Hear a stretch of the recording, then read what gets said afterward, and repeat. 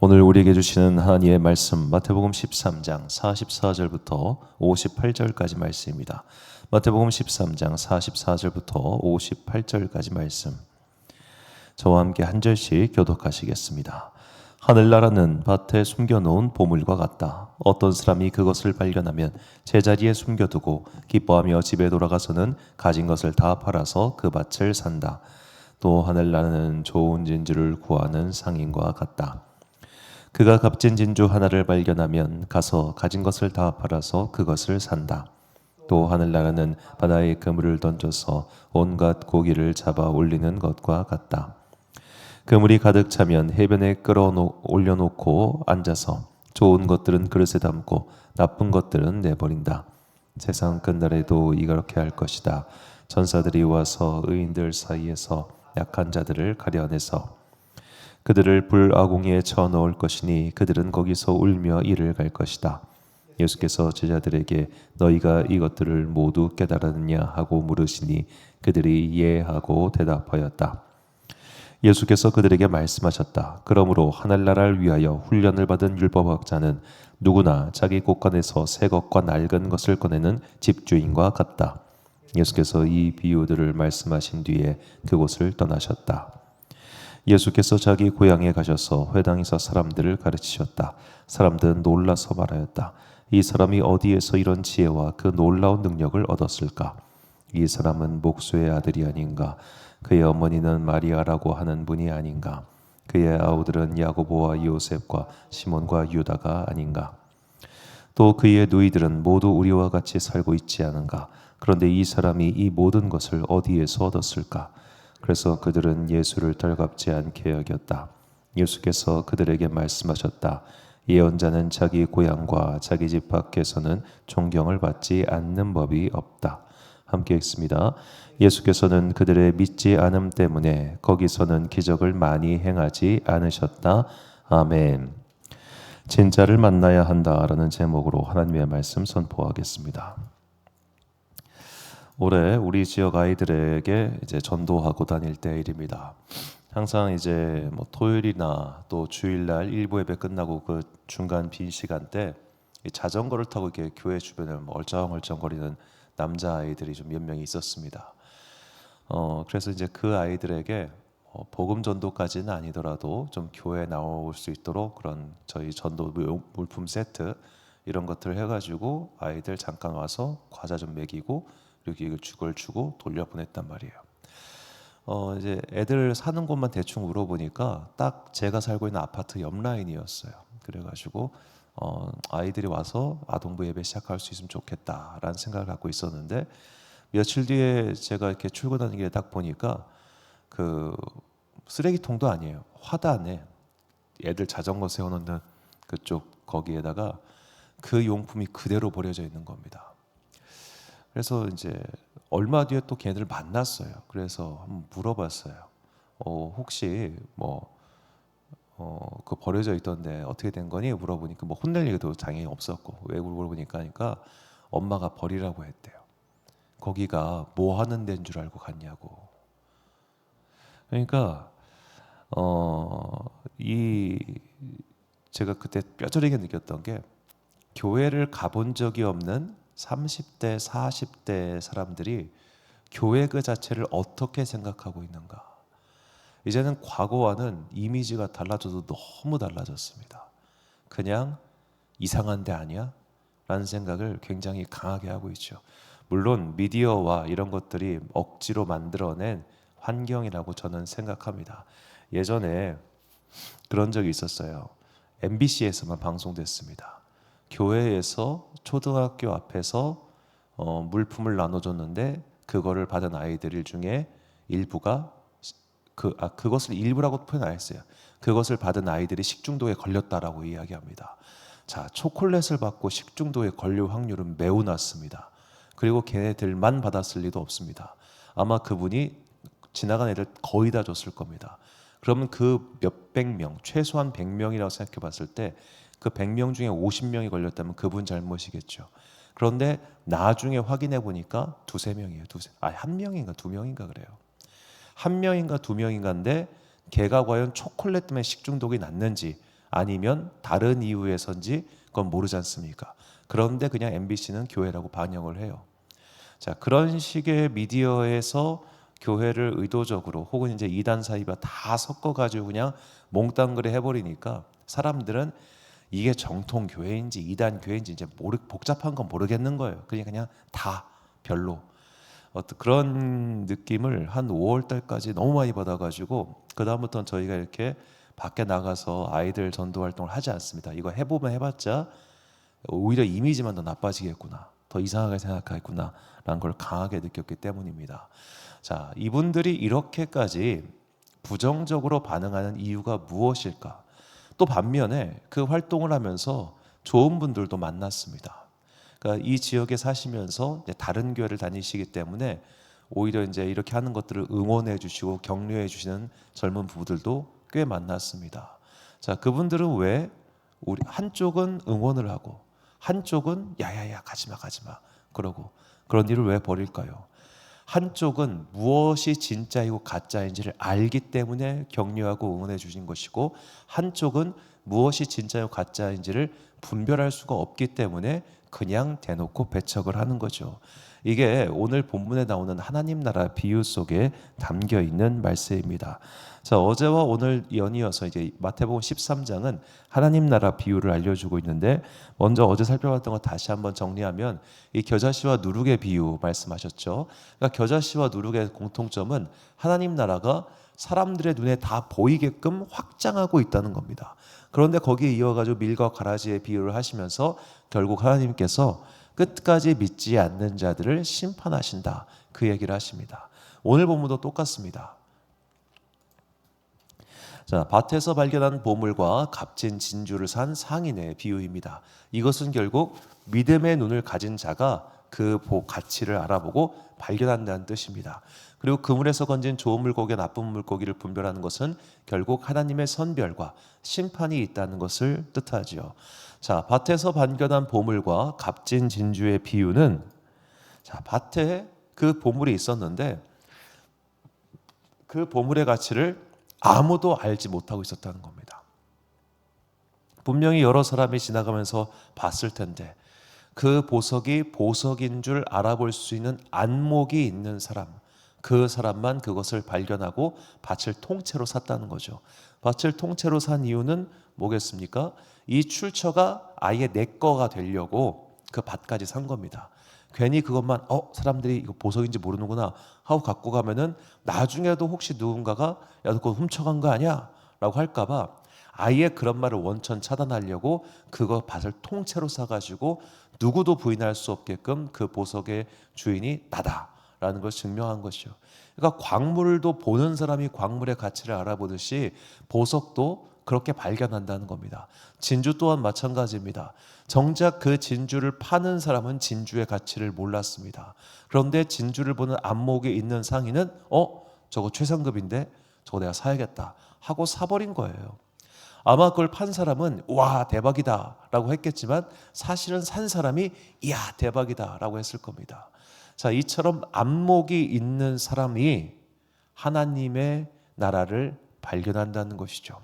자, 그런데 이 안목이라고 하는 게 참 재미있습니다. 이 보석 감정사들에게서 그 다큐멘터리에서 본 이야기인데, 자, 보석 감정사, 무엇이 진짜 보석이고 무엇이 가짜 보석인지 감정하는 감정사들은 수많은 가짜의 카테고리를 공부하지 않습니다. 오직 진짜가 어떤 건지만 공부합니다. 진짜 보석이 무엇인가? 진짜 보석은 어떤 입자 구조를 가지고 있나? 진짜만 죽어라 팝니다. 왜냐? 그거 외엔 다 가짜니까요. 진짜를 알면 나머지는 가짜입니다.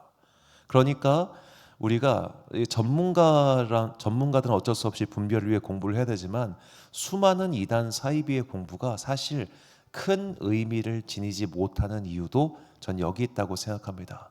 저도 이단과 사이비 공부 꽤나 해봤는데 이게 어차피 얘들은 계속해서 분화해요. 요놈이 요거 받고 저놈이 저거 받고요. 사실 역사상 지금까지 있었던 이단들 쭉 합치면은 우리나라에 재림예수 많은 게 그렇게 특이한 게 아닙니다. 유럽에도 재림예수 꽤나 있었습니다. 자, 그런 식으로 간판만 바꿔다는 이단들 분석해봤자 나중에 가면 그냥 법인 번호 바꾸듯이 계속 바꾸고 있을 거예요. 가짜를 분석하는 건 그냥 전문가들이 학술적인 용도로 할 수는 있겠지만 우리 같은 일반 성도에게는 크게 불필요합니다. 우리에게 정말 중요한 건 뭐냐? 진짜를 만나는 겁니다. 진짜를 만나서 진짜를 경험하면 가짜는 금세 들통납니다. 내가 진짜 예수님을 만나고 진짜 예수님의 복음을 만나면 가짜 복음은 금세 탄로나게 되어 있습니다. 자, 여기서 중요한 건 그렇다면 왜 사람들은 진짜를 거부할까요? 오늘 본문에는 진짜를 거부하는 사람들의 이야기가 나옵니다. 본문 57절과 58절 말씀 보니까 예수를 배척한지라 예수께서 그들에게 말씀하시되 선지자가 자기 고향과 자기 집 외에서는 존경을 받지 않음이 없느니라 하시고 그들이 믿지 않음으로 말미암아 거기서 많은 능력을 행하지 아니하시니라.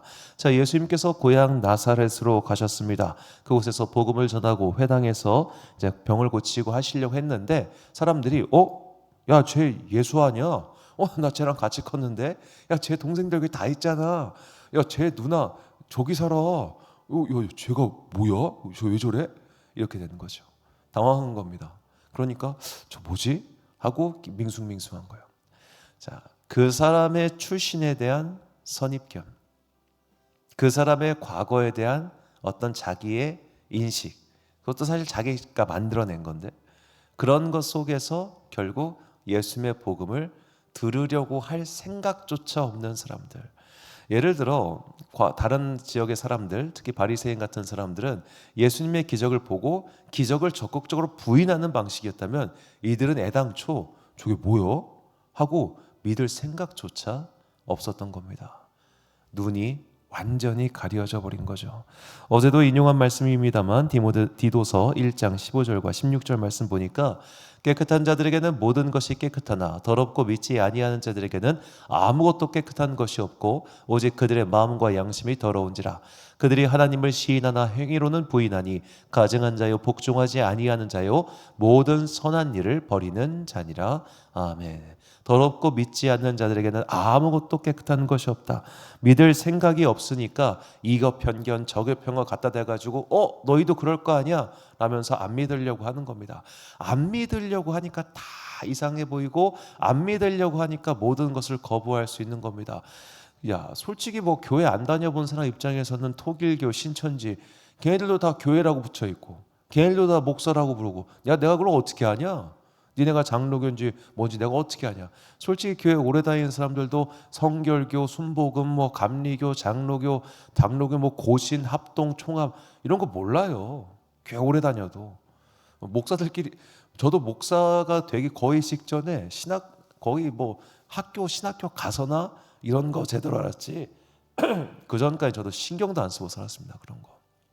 자, 이렇게 수많은 교단이 있고 또 많은 괴이한 단체들이 있고 그러면 사람들은 당연히 헷갈릴 수 있죠.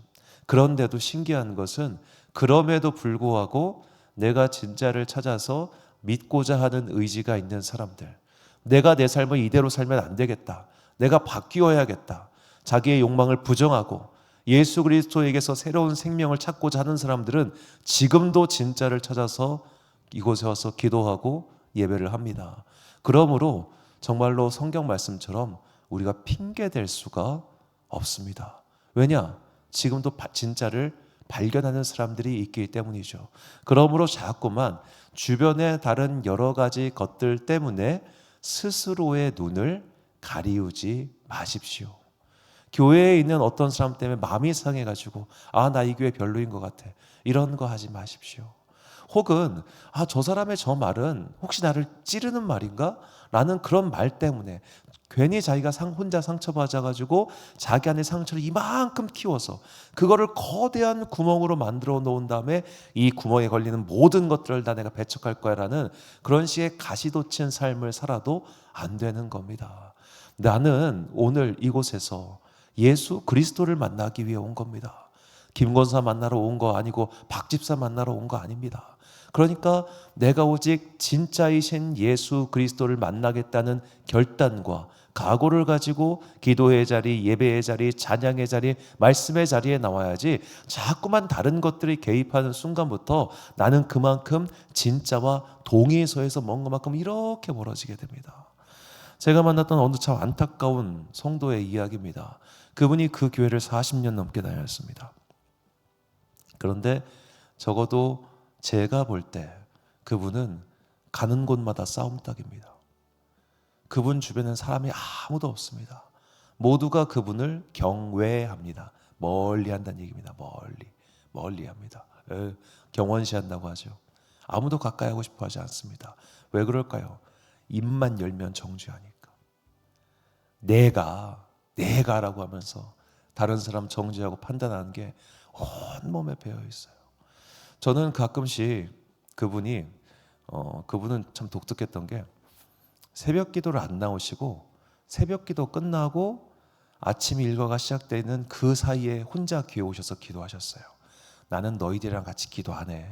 난 따로 기도하는 사람이야. 이게 본인의 자부심이셨어요. 정말 이해하기 힘든 분이었어요. 왜 그렇게 됐을까? 곰곰이 생각해 보면 결국 자기 교만이, 자기 의가 내가 이런 사람이야라고 하는 생각이 그분을 그렇게 이상한 사람으로 만들었더라고요.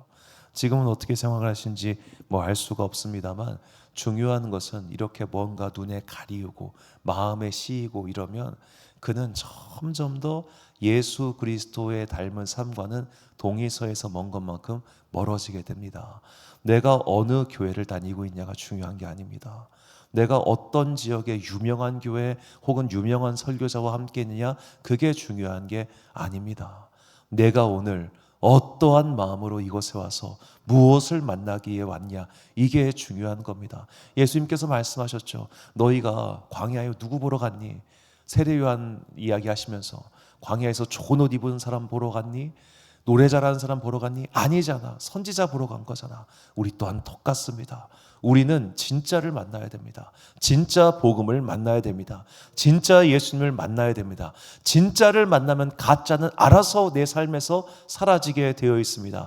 그러므로 우리가 항상 기도해야 될 것은 주여 나의 눈을 열어주셔서 예수 그리스도를 보게 하여 주옵소서. 나의 귀를 열어주사 오늘도 나에게 말씀하시는 예수님의 음성을 듣게 하여 주옵소서. 나의 마음을 열어주사 이 땅 가운데 함께하고 있는 그리스도의 사람들을 품어주고 그들과 함께할 수 있는 믿음의 넉넉함을 주옵소서. 이것이 우리의 일생의 기도 제목이 되어야 합니다. 사도 바울의 권면의 말씀 에베소서 1장 17절부터 20절까지 말씀을 우리가 찬 목소리로 봉독하겠습니다. 시작.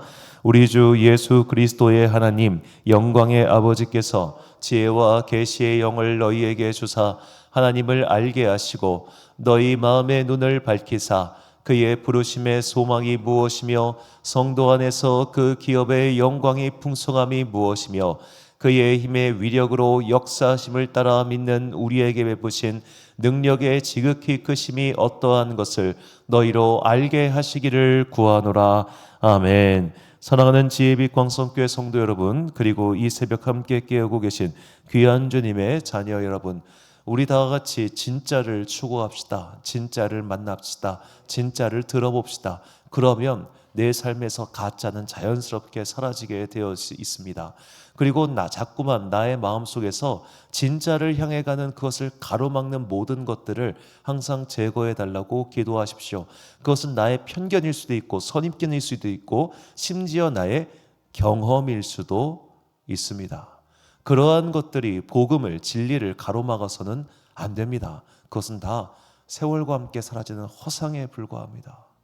그런 허상 때문에 믿음 생활에 방해받지 마시고 오직 진짜이신 예수 그리스도, 그리고 그리스도의 음성과 그분의 인도하심을 받아 살아있는 길, 영생의 길, 복음의 길, 영원한 길로 뚜벅뚜벅 걸어가는 그런 여러분과 제가 되시기를 주의 이름으로 축원합니다. 기도하겠습니다. 사랑과 은혜가 풍성하신 아버지 하나님, 우리 가운데 함께하사 우리로 하여금 주님의 놀라운 일을 보고 듣고 깨닫게 하여 주옵소서. 주님의 영은 지금도 우리와 함께하시며 우리 가운데 역사하시며 우리에게 음성을 들려주고 계십니다.